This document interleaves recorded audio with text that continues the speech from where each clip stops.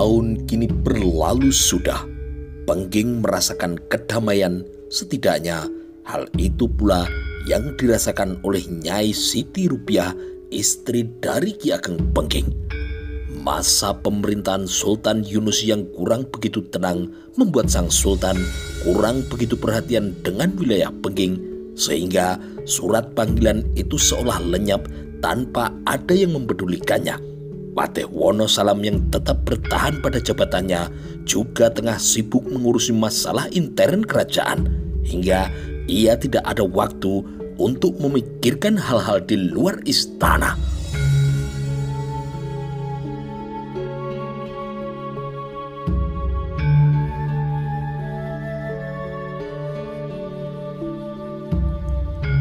Atas kehendak Gusti Allah pulalah yang kini telah menggariskan usia Sultan Yunus tidak bertahan lama. Ia meninggal saat roda pemerintahannya baru berjalan 3 tahun tanpa meninggalkan seorang putra. Sesuai adat yang telah berlangsung turun-temurun, selayaknya sang adik paling tualah yang menjadi sultan penggantinya, dan itu jatuh ke tangan Pangeran Sekar. Namun perangai dan kecakapan pangeran ini kurang pantas untuk mengendalikan kesultanan yang wilayahnya sudah hampir meliputi seluruh Jawa, malahan ditambah beberapa daerah di luar Jawa. Kanjeng Sunan Kudus yang membela Pangeran Sekar untuk menjadi sultan akhirnya harus menerima kenyataan bahwa sebagian besar suara wali memilih Pangeran Trenggono yang paling pantas untuk menggantikan kakangnya. Suara Dewan Wali sebagai pewaris kebijakan Nabi adalah suara Tuhan, dan itu harus dilaksanakan demi kesentosaan kesultanan. Sultan Trenggono naik tahta dengan menyisakan masalah yang terpendam. Persiapan besar-besaran dilakukan untuk upacara penobatan Sultan ketiga Demak Bintoro. Mahapatih Wonosalam sangat cerdik. Ia hendak meniru taktik dari Gajah Mada saat menghadapi Raja Sunda Galuh dan Putri Dyah Pitaloka yang kisahnya terjadi 2 abad silam. Ia akan mengundang Ki Ageng Pengging beserta dengan kakangnya yaitu Kebo Kanigoro untuk datang ke Istana Demak guna menghadiri upacara penobatan adik sepupunya. Ini adalah taktik yang halus, sekaligus menunjukkan penghormatan pada 2 putra Pengging itu. Dengan mau mendatangi upacara penobatan ini, berarti mereka berdua telah sah mengakui kekuasaan Demak Bintoro. Itu yang berada di dalam pikiran Ki Patih. Undangan dikirimkan ke Pengging oleh 2 orang duta. Namun entah apa yang ada di dalam benak Ki Ageng hingga ia kemudian menolak datang ke Demak. Tidak berbeda sikap yang diambil oleh kakangnya yang masih menyepi di lereng gunung. Ia juga memilih berdiam di rumahnya daripada pergi ke Istana Demak. Pikiran Ki Ageng segera menangkap adanya taktik tersembunyi di balik semua ini. Alih-alih menghadiri undangan, Ki Kebo Kenongo justru menggelar perayaan sendiri di desa Pengging dengan melibatkan seluruh penduduknya di sana. Bukan merayakan penobatan Sultan Trenggono tentu saja, tapi merayakan wilayah Pengging sebagai wilayah yang bebas merdeka, tidak mau tunduk patuh pada Demak Bintoro. Sebenarnya Kebo Kanigoro menghendaki adiknya untuk datang saja ke Demak. Toh tidak ada salahnya menjalin kembali kekerabatan dengan saudara sepupunya. Dimas Kenongo, kata Kebo Kanigoro pada suatu malam di pendopo Pengging. Alhamdulillah, Gusti Allah sudah berkenan memberikan kita umur yang panjang dan memberikan beragam kenikmatan kepada kita berdua. Meskipun itu semua harus diawali dengan pemanggilan Romo dan Bio saat kita masih membutuhkan kehadiran beliau berdua. Injih Kang Mas, aku juga teramat rindu manakala mengingat beliau yang sudah tenang di alam sana. Begini Dimas, Gusti Allah itu Maha Kaya. Dia menciptakan manusia dengan beragam sifat dan kemampuan untuk mengisi bumi ini, sehingga nampak hidup dan penuh warna. Demikian pula dengan diri kita berdua. Meskipun kita terlahir dari rahim yang sama, dari romo yang sama, namun itu bukanlah jaminan bahwa kita memiliki kesamaan dalam segalanya. Rupanya sifat kesatria dari Ramanda melekat kuat di dalam dirimu, terwariskan sepenuhnya kepadamu. Sementara jiwa Kanjeng Ibu yang menyukai ketenangan banyak terwariskan kepadaku. Itu tidak perlu kita sanggah. Atas kehendak Gusti Allah jugalah hingga diriku memiliki keengganan untuk terlibat dalam hiruk-pikuk duniawi seperti ini. Terlibat perseteruan dengan sepupu kita di Demak, yang tentu saja harus berhadapan dengan Dewan Wali Songo di belakangnya. Dan sebagian dari mereka juga masih kerabat kita. Aku sungguh tidak nyaman dengan semua ini, dan aku akan menghindarinya selagi aku bisa, Dimas. Tetapi Kang Mas, ini bukan sekedar masalah keyakinan dan ajaran agama. Ini juga menyangkut masalah harga diri. Apakah Kakang masih ingat dengan pola tingkah para penguasa Demak yang bongah itu? Mereka dengan seenaknya menginjak-injak harga diri bangsa kita, seolah mereka adalah makhluk yang paling istimewa di hadapan Gusti Allah. Atau bisa jadi ini adalah bentuk balas dendam mereka atas sakit hati dari Raden Ayu Retno Siubanci kepada nenek kita, Kanjeng Ratu Andorowati, hingga kemudian merembet ke anak cucu sesudahnya.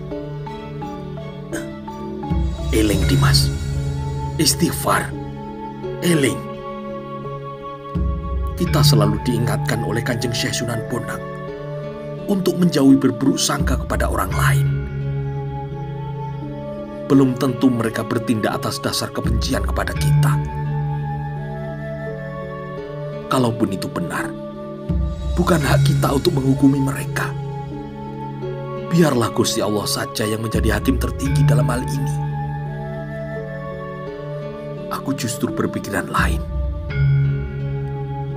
Mereka kerabat kita yang saat ini berkuasa di Demak memang sudah ditakdirkan oleh Gusti Allah untuk menjadi penerus kejayaan Mojopahit dengan baju yang baru dan juga adat istiadat yang baru yang bernama Islam. Biarlah itu berjalan sebagaimana lazimnya dengan kehadiran Majelis Wali Songo di belakangnya. Biarlah syariat Islam tersebar merata sebagaimana yang diteladankan oleh Kanjeng Nabi Muhammad. Trenggono, sepupu kita itu juga adalah manusia biasa sebagaimana para khalifah Muawiyah di negeri Arab pada masa itu, yang berkuasa di balik perlindungan para ulama. Namun, mereka tetaplah manusia yang banyak tergerus oleh kepentingan duniawi. Kita tidak berhak menghakimi salah ataupun benar, karena hal itu bukan wewenang kita. Biarlah Pamanda Sultan Fatah dan kini Sultan Trenggono menjalankan amanat besar itu dengan segala kelebihan dan kekurangan mereka. Kakang, agaknya Kakang belum memahami apa yang saya maksudkan. Ini adalah menyangkut harga diri kita, bahkan keluarga besar kita, Kakang. Dimas, tidak ada harga diri di hadapan Gusti Allah. Siapa kita ini? Kita ini bukan siapa-siapa. Dan hakikinya, kita ini tidak ada. La ilaha illallah. Semua ini hakikinya tidak ada. Awang wong, kosong hampa. Kecuali Gusti Allah Al-Wujud saja yang maha ada. Kalau kita mau menuju kesempurnaan, sebagaimana yang diteladkan oleh Kanjeng Nabi Muhammad, hilangkanlah semua bentuk kedirian duniawi seperti itu, Dimas. Jauhkan diri kita dari sifat menyalahkan, apalagi ingin membalas kejahatan orang lain. Itu sama saja kita masih menuruti kedirian diri kita, Dimas. Kan, Mas, pandangan seperti itu hanya akan membuat diri kita akan semakin terinjak-injak.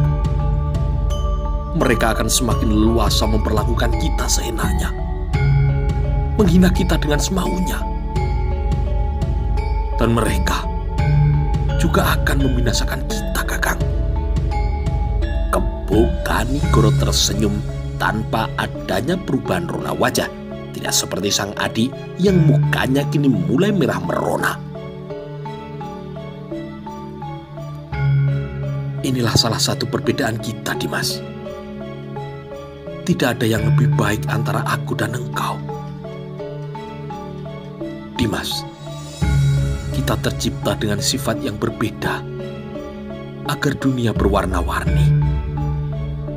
Aku menghargai sifat dan pendapatmu. Karena hal itu sangat diperlukan bagi kelangsungan terah kita. Kebenaran itu luas dan dapat dimasuki dari beragam pintu. Aku memasukinya dengan jalan ketenangan dan juga keheningan di pengasingan. Sementara dirimu akan memasuki kebenaran dengan jalanmu seperti ini. Aku hanya menyarankan saja agar Dimas datang ke Demak demi kebaikan bersama. Namun rupanya bujukan Kebo Kanigoro itu tidak mampu meluluhkan hati adiknya untuk mendatangi undangan penobatan Sultan Trenggono. Kekhawatiran yang dirasakan beberapa orang dekat Ki Ageng kini terjawab secara perlahan. Tiada berapa lama setelah itu, Ki Ageng mendengar berita yang sangat mengoyak-oyak hatinya, memunculkan luka yang menganga hingga tidak ada obat untuk menyembuhkannya. Berita itu datang dari Demak. Syekh Siti Jenar telah dihukum mati para wali di depan Masjid Agung. Hari-hari terus berganti dengan ketidakmenentuan hati.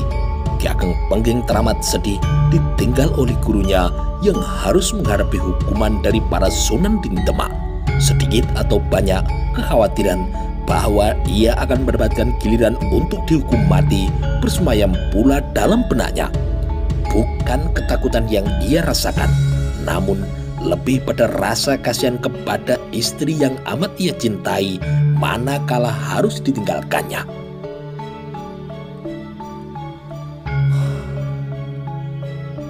Mati adalah takdir yang menyenangkan. Usiaku sudah menjelang kepala 6.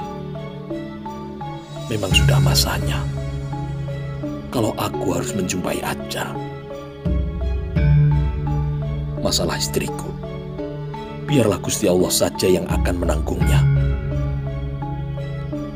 Aku hanya yakin sepenuhnya bahwa dia akan baik-baik saja. Gusti Allah akan memberikan kekuatan batin kepadanya, kata Ki Ageng Pengging dalam hatinya. Ki Ageng Pengging memang tidak takut mati, malah ia menantikan kematian itu. Akan ia sambut dengan sukacita, akan ia peluk kematian itu dengan penuh kebahagiaan. Karena mati berarti meninggalkan kecacatan dan memasuki kesempurnaan. Di mata Ki Ageng, hidup di dunia ini haruslah berorientasi kepada Tuhan. Kebahagiaan yang sempurna dapat ia rasakan manakala dirinya merasa menyatu dengan sangkan atau asal mula kejadian, yaitu keadaan ahadiyah yang ia dapatkan dari ajaran martabat 7 sebuah penjelasan dari sang guru. Ki Ageng juga menyadari bahwa paran atau tujuan hidupnya adalah menuju kesempurnaan. Tiada lain adalah keadaan ahadiyah sebagaimana sangkanya. Dalam hidup keseharian, Ki Ageng berupaya untuk menjaga kondisi rohaninya untuk berada pada keadaan sangkan dan paran. Namun, keterikatannya pada dunia membuatnya tidak dapat melakukan itu dengan sempurna. Itulah yang ia katakan bahwa hidup di dunia ini berarti sedang menjalani ketidaksempurnaan. Selama jiwanya masih terikat pada badan, selama itu pula ia tidak dapat merasakan kesempurnaan. Namun ketika jiwa sudah hidup mandiri tanpa terikat pada tubuh kasar yang menghuni bumi, maka pada saat itulah ia telah bebas merdeka. Ia dapat menyatu dengan zat tunggal di dalam keadaan tenang dan hening. Istilah yang ia pakai adalah unang dan aning. Ki Ageng tersenyum manakala mengingat kehidupan yang akan ia jalani setelah kematiannya nanti. Bukan surga yang ia bayangkan, karena surga hanyalah sekedar kehidupan layaknya di bumi, penuh kenikmatan dalam rangka penyempurnaan diri. Ia ingin sempurna saat ini pula, saat masih di dunia, sehingga ketika memasuki gerbang kematian, dirinya langsung kembali dan menyatu dengan sumber kehidupan. Hal ini tentunya amat membahagiakannya. Atas dasar inilah ia berkeyakinan bahwa hidup di dunia ini sejatinya adalah kematian, sedangkan kehidupan yang sesungguhnya akan ia dapatkan ketika telah terlepas dari ikatan raga. Betapa indahnya bersatu dengan Zat Al-Jalal yang maha indah. Semenjak kematian Syekh Sidi Jenar, Ki Ageng Pengging menjadi kian tekun menjalani tafakur di dalam ruang pribadinya. Ia semakin giat melakukan laku-laku prihatin dengan memperbanyak puasa dan menghindari makan daging. Ki Ageng banyak mengurangi bicara kalau tidak perlu. Pekerjaan di sawah dan ladang juga ia kurangi.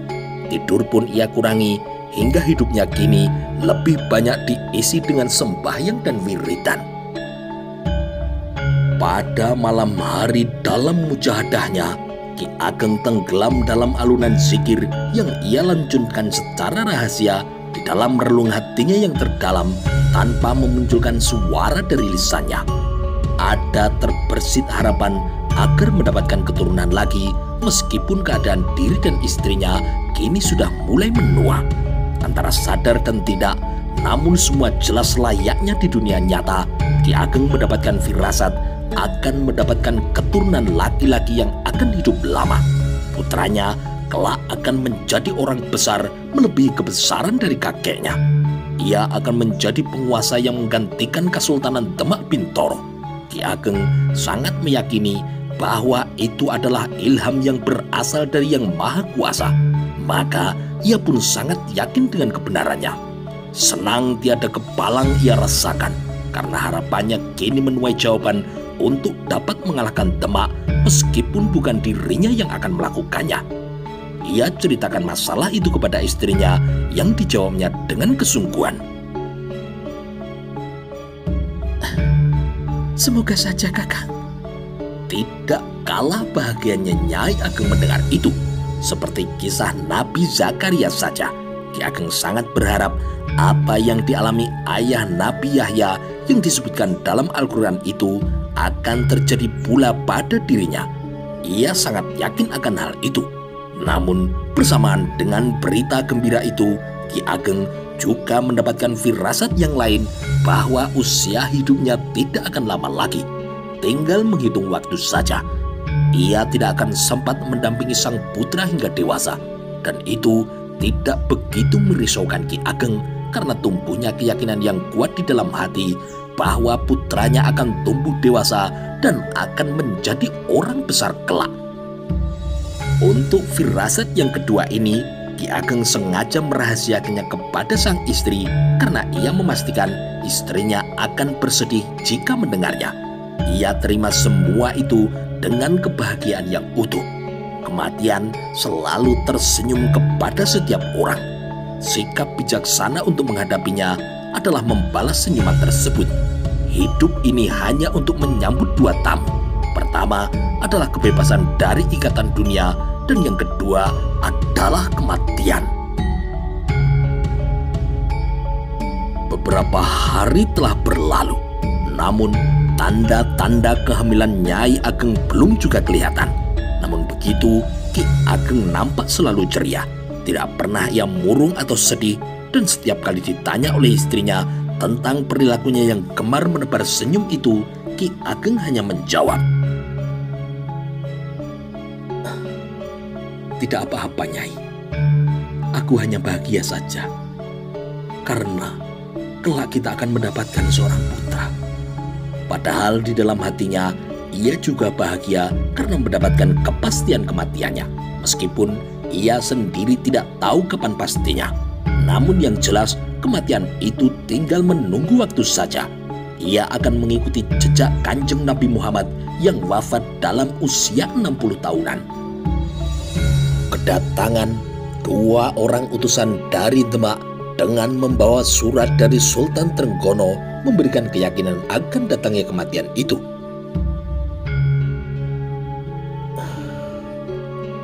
Aku sudah siap jika mereka akan menghukumku. Tidak ada yang perlu ditakutkan. Justru akan aku tunggu saat-saat yang membahagiakan itu. Dalam surat yang dibawa oleh dua orang utusan itu, dengan jelas Sultan Trenggono meminta kakak sepupunya tersebut untuk mengakui Pengging sebagai bawahan Kesultanan Demak. Kekeraman sang sultan 2 tahun sebelumnya karena Ki Pengging dan kakaknya tidak mau memenuhi undangan penobatan dirinya, membuatnya harus mengambil langkah tegas demi menjaga wibawa kerajaan.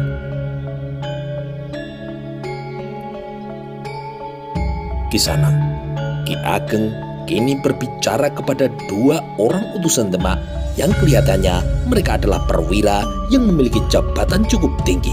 Raut muka kecerdasan nampak pada keduanya. Tentu kalian sudah dapat menerka isi dari surat ini.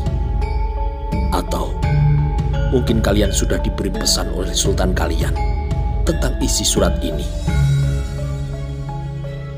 Memang tidak salah, Ki. Kami berdua diberi tugas untuk mengajak Ki Ageng bersama-sama pergi ke Istana Demak, menghadap pada Sultan Bintoro yang diberi amanat sebagai khalifah di bumi Jawa ini. Lalu, kami berharap Ki Ageng Sudi memenuhi kehendak Kanjeng Sultan.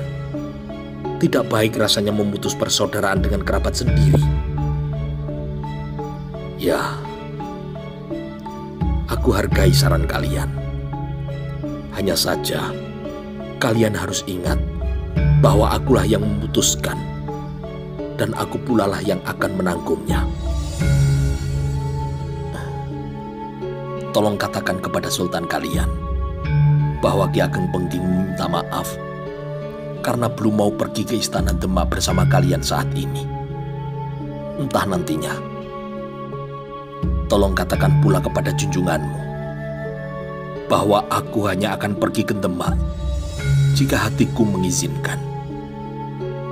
Aku tidak mau berbuat sesuatu atas dasar keterpaksaan.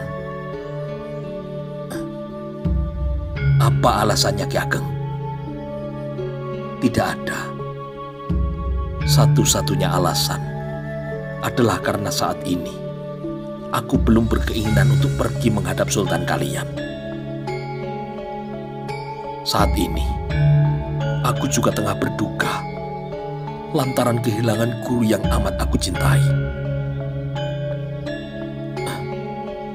Apakah suasana duka karena kematian dari Syekh Siti Jenar juga menjadi alasan Ki Ageng untuk tidak dapat pergi ke Demak saat ini? Itu kesimpulan kalian. Apa perlu kami menginap barang semalam? Barangkali Ki Ageng membutuhkan waktu untuk berpikir ulang. Tidak perlu, Kisana. Kalian pulang saja dan katakan seperti apa yang saya katakan tadi. Apakah kalian paham? Ya, kami paham, Ki Ageng. Baiklah, sebaiknya kalian pulang saja. Mungkin Sultan kalian sudah tidak sabar menunggu kedatangan kalian di sana. Baiklah Ki, kalau itu sudah menjadi keputusan Ki Ageng. Sebenarnya kami tidak berharap seperti ini. Tetapi kami menghormati keputusan Ki Ageng.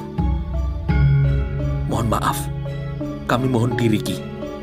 Assalamualaikum. Waalaikumsalam. Kedua utusan itu mengaturkan salam penghormatan lalu menghilang dari pandangan mata. Mereka tidak mau membuang waktu lebih lama karena jawaban yang telah dipegang sudah dinanti-nanti oleh sang sultan. Sementara Ki Ageng sendiri menghadapi semua itu dengan ketenangan yang terus ia jaga. Ia kini hanya menanti kematian, dan itu sungguh sangat menyenangkan. Laksana menanti perjumpaan dengan kekasihnya saja. 1 hari kemudian, 2 utusan itu telah sampai di istana Demak. Mereka langsung menuju bangsal ke Prabon dan menemui Kanjeng Sultan Trenggono yang kebetulan juga sedang berdua dengan Ki Patih Wonosalam menanti kedatangan 2 utusan tersebut. Alhamdulillah mereka sudah pulang, kata Sultan Trenggono. Assalamualaikum. Kedua utusan itu mengaturkan ucapan salam secara bersamaan. Waalaikumsalam. Bagaimana tugas kalian? Mohon ampun Kanjeng Sultan. Kami berdua sudah bertemu langsung dengan Ki Ageng Pengging dan sudah menyeratkan surat dari Kanjeng Sultan. Ki Ageng juga sudah membacanya. Lalu apa jawabannya? Ki Patih menjadi tidak sabar ingin segera mendengar jawaban dari Ki Ageng Pengging. Sungguh sangat disayangkan, beliau masih belum mau menghadap Kanjeng Sultan saat ini.